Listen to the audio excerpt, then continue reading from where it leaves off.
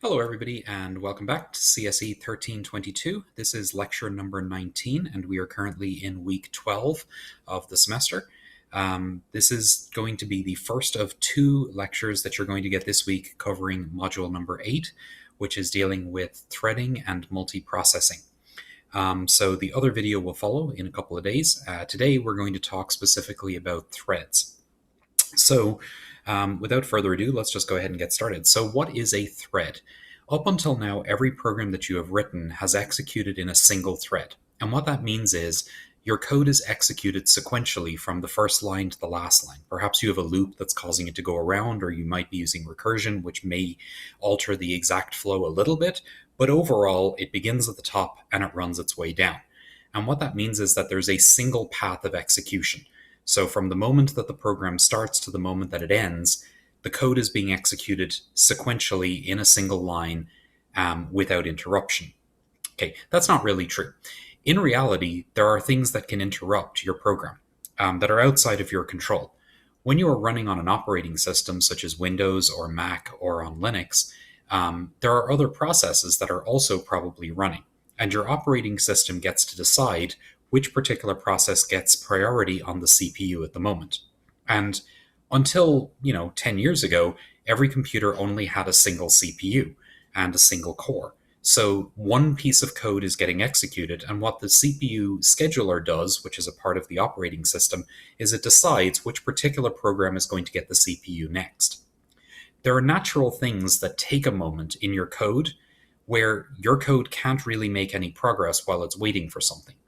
If we think back to last week, we were dealing with file I/O and sockets, and those are two great examples of things that can interrupt the flow of a program.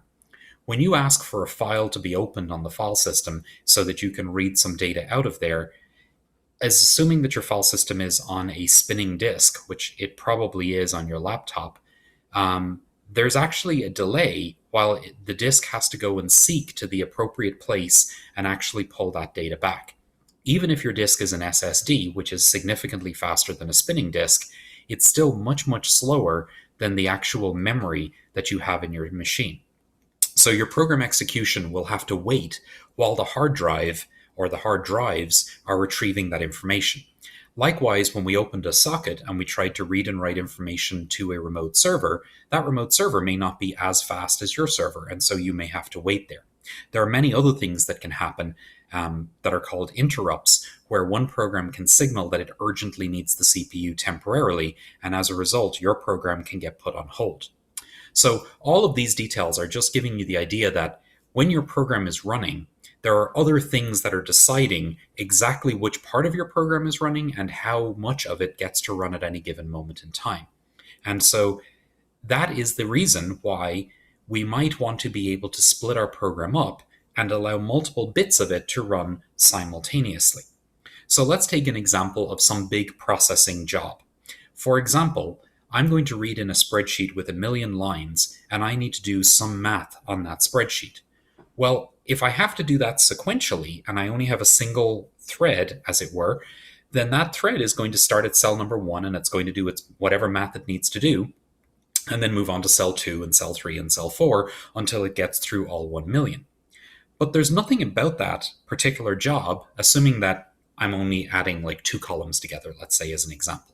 So there's nothing about that job that says that I couldn't do 2 different processes that are running through half of it each, in which case I would accomplish the job in half the time. Or maybe I could do 10 jobs that are running simultaneously, each of them doing 1/10, and therefore I can accomplish it in 1/10 of the time.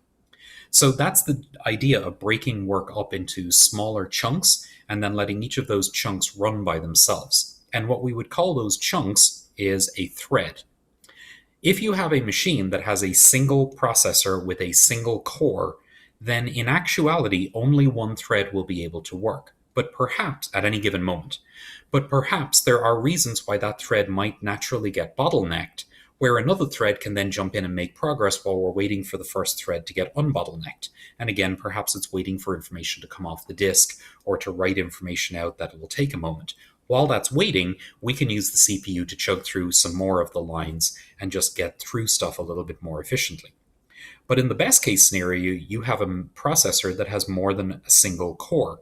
And at that point, we can actually break it up, and each of those cores can be running independently a chunk of your code. So thread number 1 can run on core number 1, while thread number 2 is running on core number 2. Now, if you're not familiar with what a core really means, when you purchase your processor, which is one of the things that's inside of your machine, somewhere on your motherboard, there's an Intel or an AMD or an ARM processor. This is true in your phone, it's true in your laptop, it's true in any desktop that you use. The processor might be a multi-core processor, or it could be a single-core processor. Today, most of the time when you buy processors, they're probably dual-core or quad-core, which means they have 2 or 4 cores in them. It is possible to get machines that have up to 100 cores, and when you're dealing with GPUs, which are graphics processor units that are used in gaming, it is entirely possible to find 1,000-core video cards where you can have 1,000 separate threads all running simultaneously. So when you buy your processor, you get to choose how many cores you want the processor to have, and each of those cores can at minimum be running one thread at a time. I say at minimum because there's actually some magic that the operating system can do, which is called a pipeline, where it can take parts of a job and it can run them in parallel even on a single core. So the operating system and the CPU determine how many of these threads can be run simultaneously, but you as the programmer don't really have to worry about that. If you do nothing, as you have done up until this week, unless you've ever seen threads before, you have a single thread, and the processor will do the best that it can do, but it will only run it as a single thread. What we're going to teach you today is how you can specify that I want this block of work to be in one thread and that block of work to be in another thread. And to be clear, that doesn't inherently mean it's going to run faster if you run your code that has all this threading built in on a single processor, single core machine. Then in actuality, it will probably run at about the same speed, unless there's things that are blocking that it can work around, as if you had not written it with any threads. But if you do run it on a machine that has more than one core, which again is very common nowadays, then you'll see a substantial improvement, 2, 4, 8 times improvement in the amount of time it takes to process a large set of data. And that probably doesn't seem very relevant to you right now because most of the programs that we've written so far have been very small jobs. But in the real world, when you get a job, you're probably never going to deal with such small things where you write a program that calculates a Fibonacci or calculates a power. You're more likely going to get a log file that is 50 gigs of data that needs to be parsed, and you need to pull some information out of that log file. Or you're going to have thousands of people connecting to your server, and they each need to be able to do something simultaneously, so each one of those would be allocated to one thread. And very specifically, that is how web servers work. So when you open up your web browser and you type in, some URL, reddit.com, and you hit enter, your machine makes many connections to get all of that data back. And each of those connections is running in its own thread, which allows the CPU to split it up and do it faster, even though some of them may get bottlenecked by the network or whatever else. Okay, so in summary, a thread is a way where you put a block of your code into a single thread, and then you can specify that you want that thread to run. And you may have another block of code in another thread and another block of code in another thread. And then you don't really get to say very much about exactly when they run or what order they run in. I mean, you can specifically ask them to start and you can ask them to synchronize. It's actually mostly going to be up to the operating system to decide how efficiently it can do that. So your job today is to learn how to break it up and how to set up the threads so that the operating system can then make its own decisions on how to run that out. So getting back to these slides, a thread is a program's path of execution. I think that's fairly self-explanatory. Most programs that you've written up until now were single-threaded. That means that they just had one thread. If you had a circumstance where you're asking the user to enter in some information on the keyboard and you're also doing some graphic rendering or a GUI like we did a couple of weeks ago, then bear in mind that if it's all in a single thread, the work that it's doing to draw the lines or draw the GUI is time that it cannot be processing anything else if it's all single-threaded. So ideally, anytime that you have work that can be broken up, you would specify that they can be run in their own threads. All right, so it's actually quite easy to do this. This is not very difficult. What's going to happen is you're going to define the function or the worker that you actually want to do stuff. You're going to create a thread and tell it to run that work that you just give, and then you're going to call start or run on the thread in order to get it going. Okay, so multi-threaded applications deliver potential power increase by running concurrently. Multi-threading means that multiple lines of a single program can be executing at the same time. The operating system gets to decide who's doing what.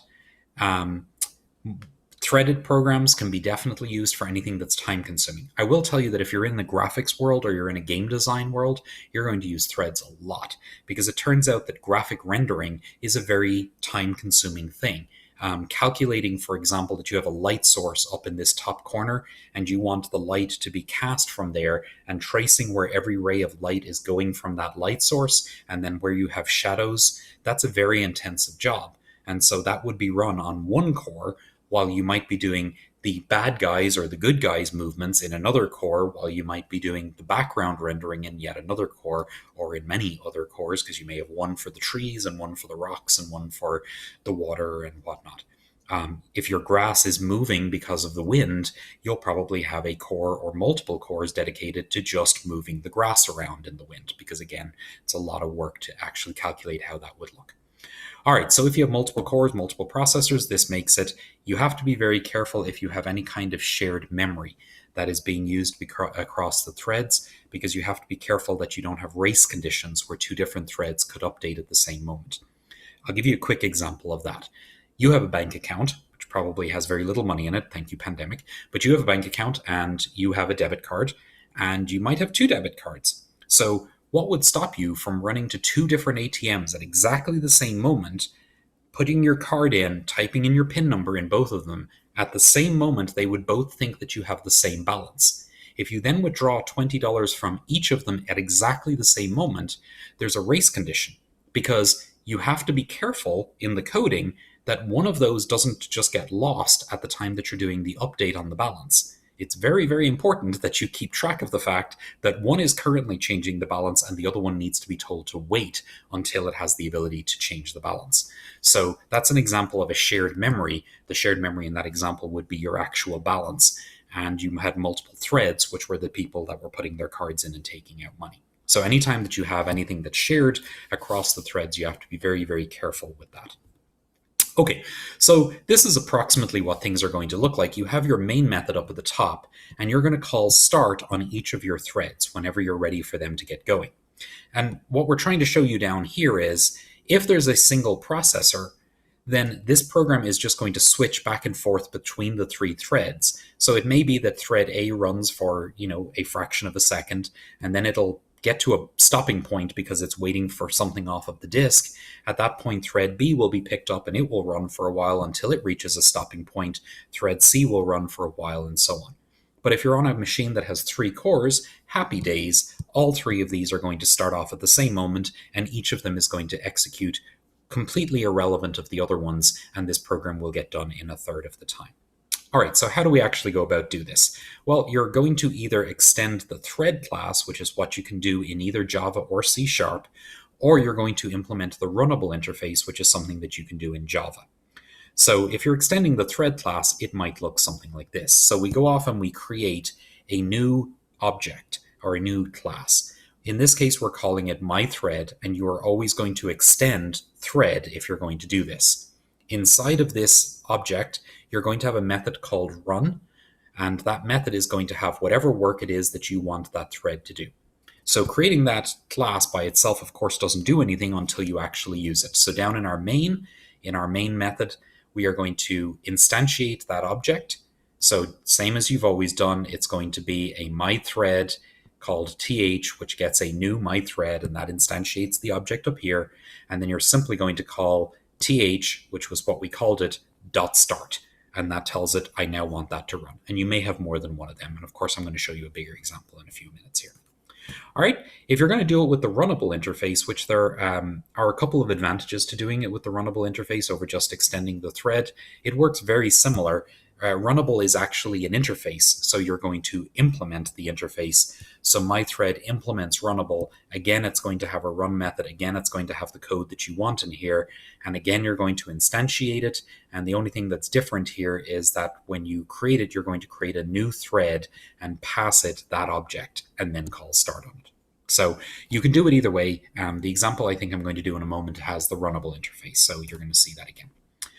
All right, so here is a sample of a full Java program, and this one is really doing nothing useful. It's just doing some counting and just to show you what would happen. So over here we have our main class, and it has its normal main method, which takes in the usual string arguments. And what it starts off doing is it's instantiating the other object, which is what's over here. So it's creating an instantiation of that called MT. It's calling MT start, and then it's going on and doing a loop that's printing out some random stuff. Okay, so the important thing to know before I go talk about everything that's on the right, the important thing to know here is that normally I would have said this executes sequentially. It starts off in the main program, it's going to do this, then it's going to do this, then it's going to do this. And that's true. But normally when I say that, it would have waited for each of these to finish before it goes on to the next thing. And that is not true here. So when this happens, great, that's a normal statement. It instantiates the object. But when this happens, it immediately moves on to the next step, even though this may have work that may take 2.5 hours. So the code continues here in the main thread, and then simultaneously this other thread is going to be running off to the side because it was called start on it as well. So this down here is going to be happening at the same time that this over here is happening, and it's up to the CPU to determine exactly when each part of that happens. The two threads are presented to the operating system, and the operating system decides what it wants to do with them and which one can run. In this case, neither of them are doing anything where they're needing to wait for anything. The only thing that could possibly slow them down is that they are both trying to print, and of course the operating system is going to have to decide who gets to print first, which is an interesting question. All right, so let's take a look at this object that we created over here, the new myThread. It extends thread, just like we said, and it has a run method, which has to be there in order for this to work. And all that's happening in here is just we have a couple of loops. It's a loop inside of a loop that's printing out some stars, and then eventually a new line. So again, to be clear, if you were to take this code and stick it into Replit or stick it into IntelliJ, what you would see is these outputs and these outputs would happen intermixed, and it would be completely random as to what order they happen in. So it's completely up to the operating system. If you run it multiple times, sometimes you'll see a lot of these, sometimes you'll see a lot of these. It just depends on what the operating system feels like doing. In theory, if you have a multiprocessor machine, they should run simultaneously. So loop 1 here and loop 1 there should happen at about the same moment because there's different processes that are running them. Okay. There is a problem with all of this, of what I just showed you, which is that the run method cannot take any parameters. And what I mean by that is when we defined this run method over here, you note that it takes no parameters. There's two open close parentheses there. That is by definition, you cannot put a parameter in there. And that's sometimes a problem because sometimes you need to pass information to the thread in order to make the thread do something or to be able to work on a variable or whatnot. So if that happens, what you're going to have to do is encapsulate the data that you're trying to send as another object, and then you can invoke that object inside of the thread so that you can get the information over there. So that's what this second example does. So we still have our main, and this is our main, and what we're doing here is we're creating a new object called fin transactions, and that is this object up here, this class. It just has two public variables in it. So all we're doing is we're encapsulating those public static string and public static doubles inside of a class, and then we're creating a new object of that class in our main program. And then we're actually able to pass that over to the other thread. So when we create our new thread, in this case, we're actually creating two new threads. They are both going to be of type they're both going to be of type trans thread, which is defined over here. The trans thread extends thread, and we're able to pass two parameters into their constructors, and then the run runs without any parameters down here. The constructors are then able to access the actual object that was passed in which is of this other type, so it can see all of the variables that we wanted to get in there. So that's a way that you can pass a variable into a thread, which of course is something that you will need to be able to do because the chances are the thread needs to actually be able to process some data. All right, so this is just showing you what the thread lifecycle looks like. So you have newborn threads, which is a new thread when it's instantiated. It's going to eventually get called start, which is going to put it into a runnable state. While it's in the runnable state, there may be multiple threads in that state. They may alternate back and forth, or they may rotate around depending on what needs to happen. And again, depending on what's blocking on any of those threads, if they're waiting for the operating system or they're waiting for something else.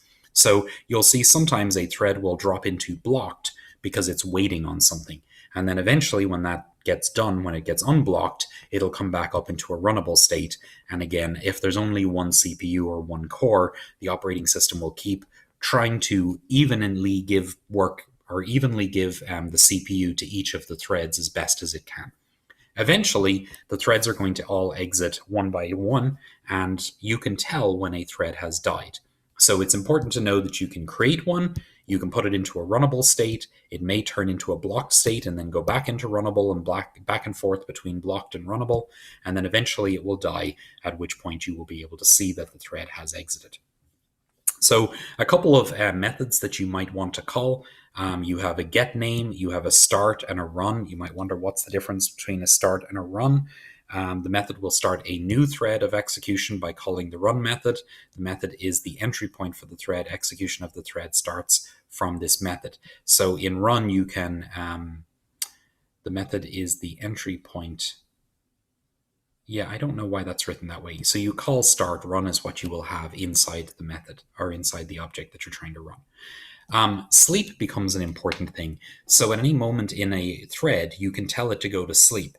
When that thread goes to sleep, it inherently is blocked because it's waiting for the sleep to expire.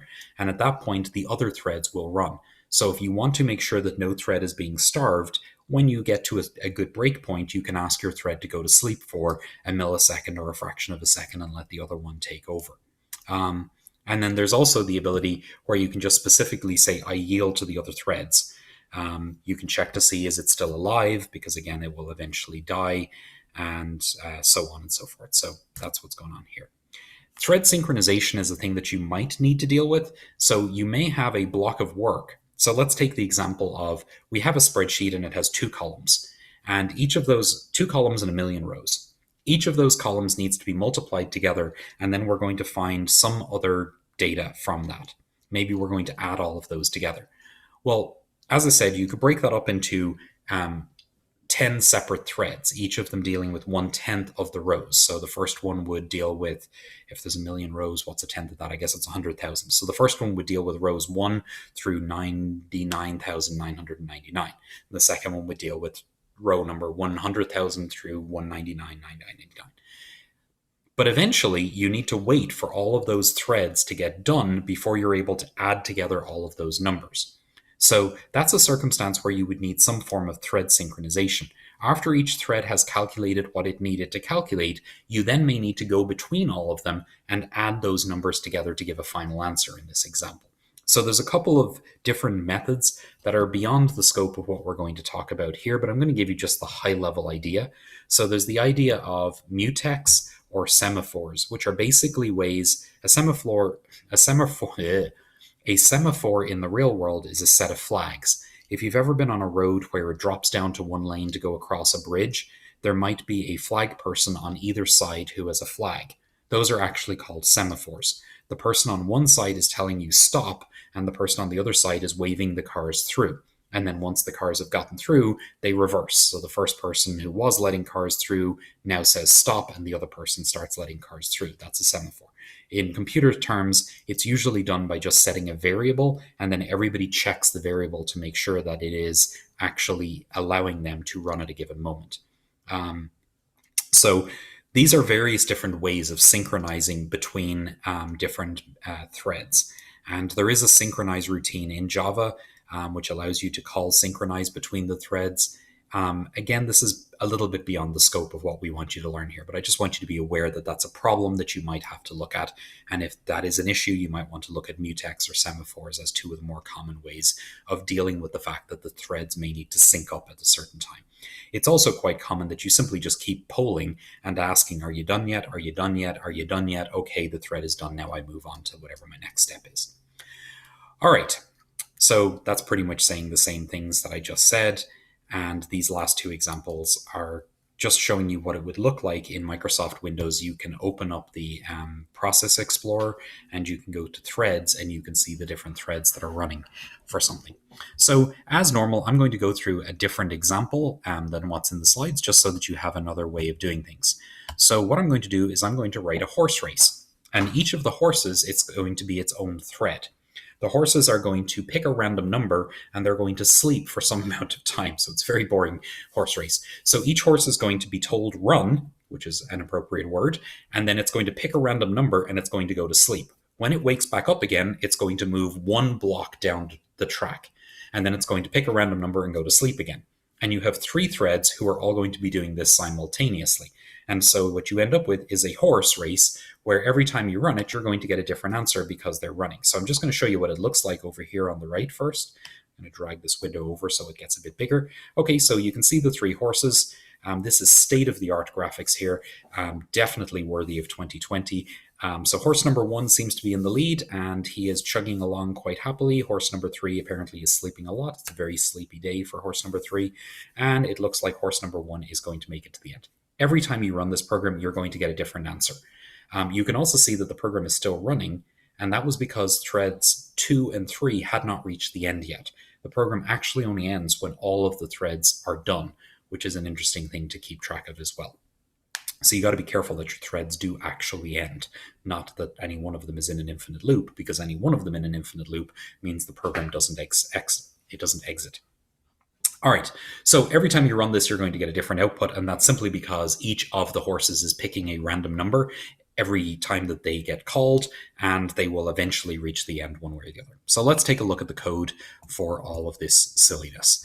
So what I have here is I'm going to use the runnable interface, and so I'm defining a horse which implements runnable. And in order for that to be true, I must override run. That's the one method that is required that you create. So eventually I have to have a run, and inside my run is what's actually happening in order for that horse to do its thing.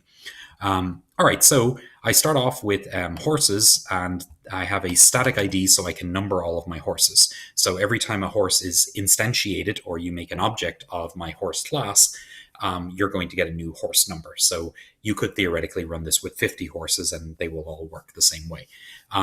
So I start off with horse number 0 as being the first number, because when I actually instantiate the horse in my constructor here, I'm going to say the horse number for that horse is going to be plus horse ID, which is the original 0. So the first horse will be horse number 1, the second horse will be horse number 2, and the third horse will be horse number 3, and so on and so forth. They also get initialized with a location of 0, which is another public integer that I'm storing in my object. Location 0 just refers to the leftmost location, and I'm just printing out their location by printing a number of spaces. Again, this is not exactly state-of-the-art graphics here. All right, so when a horse is created, we give him a number, him or her, a number, and then we set their location to 0, and then the horses are ready to live a fruitful life of being raced down the track for no apparent reason. When run is called, what's going to happen is it's going to pick a new random number, and this just initializes the random generator. The actual way that you get a random number is you call nextInt in Java. It's actually next in C#, as you're going to see. And that both of those methods take in a number. I'm asking it to pick a number between 0 and 10. And then I'm taking whatever number it gave me and I'm multiplying it by 100. And the reason that I'm doing that is because the sleep method, 1000 represents 1 second, because it is dealing with a thousandth of a second increment. So if you pass the number 1 to thread.sleep, which is the sleep method, it will sleep for 1/1000th of a second. If you pass it 10, it will sleep for 100th of a second. If you pass it 100, it will sleep for 1/10 of a second. And if you pass it 1000, it will sleep for a full second. So in the worst case scenario, this will pick a number between 1 it'll pick a number that is less than a second every time, right? So it's picking a number between 1 and 10, and I'm multiplying it by 100. So it will generally be a number between 100 and 1000. Great.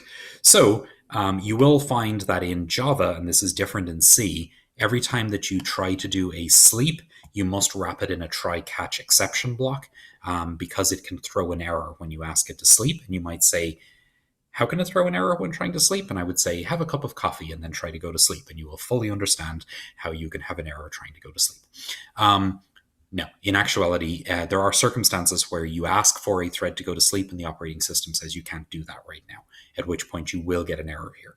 It's relatively rare, but you always have to check for it in Java. In C#, it'll let you call sleep without trying and catching the exceptions. All right, so really nothing terrible is happening here. I initialize a random number generator. I have a while loop that sets, while the location is less than 50, that bar at the end, that's the end of the horse race, that's position 50. So while it is less than 50, then it is going to pick a random number. It is going to sleep for that amount of time, and then it is simply going to do location plus plus, i.e. move one step closer to the end. If you ask it to print horse, what you are going to get is that line of text that you were looking at in my very beautiful graphical output. So to be clear, horse number 1 would have printed 49 spaces, and then it would have printed the number 1, and then the bar is in position number 50. And the way that that's done is the number gets printed after we start off by printing up to the location that it's currently at, number of spaces, and then I print out the actual horse number, and then I print out more spaces, and then I print out the actual bar at the end. And so this all determines, this is why it looks like the one is moving across the screen. It's just printing out a line of text with a bunch of spaces and either the number 1, 2, 3, 4, whatever the horse number is. Finally, the only other thing that's in my horse method is I have a Boolean that determines have I reached the end, and that is simply returning is the location greater than or equal to 50. All right, so that is my horse object. And by now you probably learned that you can pause the video and you can grab the URL up here if you want to go play with this horse. Feed it some apples. I don't know what you're going to do with my horse. But anyway, if you grab this Replit URL and you pull it up in your browser, you can come in here and you can say fork, and then you'll have your own copy of the horse race and you can play around with it if you want to experiment with threads. Do it with 10 horses, or if you want to start a gambling ring. It's the pandemic. What else are you going to do? All right, so over here we have our main method, and all that's happening here is that I am instantiating a horse, H1, which is horse number 1, H2, which is horse number 2, and H3 is horse number 3. So I'm creating 3 horses. And then I'm instantiating a thread for each one of those. So the horses are, again, of type runnable. That is important if I'm going to pass them into a new thread. The new thread takes a constructor which must be of type runnable. So thread number 1, thread number 2, and thread number 3 will each be told to start. That's what begins my race. So at this point, 3 different threads are running on 3 different processors, if that's available, and each one of them is deciding how long it wants to sleep, and then it is moving its horse along independently. So the only other thing I got to do is actually see the output as to what's happening with the race, and I do that with a loop. While horse 1 has not reached the end, and horse 2 has not reached the end, and horse 3 has not reached the end, then do this really weird thing, which I'll explain in a minute, and then print out the current state of horse 1, horse 2, and horse 3, and then sleep for a half a second, and then do it all again. Okay, the reason for this really weird thing, which this is only in Java, in C#, you very nicely can say console clear. In order to clear the console so that it looks like you're not just seeing the lines after each other, but I actually want them always at the top, I'm calling it clear. And in Replit, that is how you clear the console, because reasons. Don't worry about that. Don't focus on that. You will never be asked or tested on that. Those are escape characters for ASCII that tell it to erase the current screen and move the cursor back to the top left corner, and you have to call flush because they don't by themselves actually get flushed. So that is what clears the screen. This is what prints out the current state of affairs. And again, I'm just going to let it run so that you can see what we're talking about here. What's actually happening is each time through, it's clearing the screen and printing the current state of the 3 horses, then clearing the screen, printing the state, and it's doing that every 500th milliseconds, which is every half a second, every 500th. It's every half a second, whatever the correct word for that is. All right, so that's why you're seeing the blinkiness, because it's actually clearing the screen and then redrawing it, clearing the screen and then redrawing it. Looks like horse number 1 is going to win again. Don't bet on horse number 1. Rarely wins, but today it's having a good day. I don't know what to tell you. Apparently it is very happy. All right, the only other thing that's down at the bottom is if horse 1 reached the end, then print out horse 1, 1, and 2, and then 3. Okay, so this code is hopefully very simple and very easy to understand. I wanted to give you something that demonstrated the actual 3 threads running independently and being able to track how they're doing. And that is all you would have to do there, is just create an object that specifies how it all works. How does all this look in C# for my C# friends? You have something that's going to look very similar, but I'm going to run through it. You do have to use system.threading if you're in C#. And then we have our definition for our horse. It has the same static variable, so static int horse ID, which is used to number all the horses. And then it has its actual horse number and the locations. I believe that that is identical code for the constructor. One thing that is different is that I cannot call it run in this case. So you have to name it something unique, and then you're going to actually use the name of this method when you instantiate the thread. And I'm going to show you that just a second. So you'll notice that in Java, in that horse, there was a method called run. I cannot have a method called run in C#. It's got to be called something else. So I called it start race.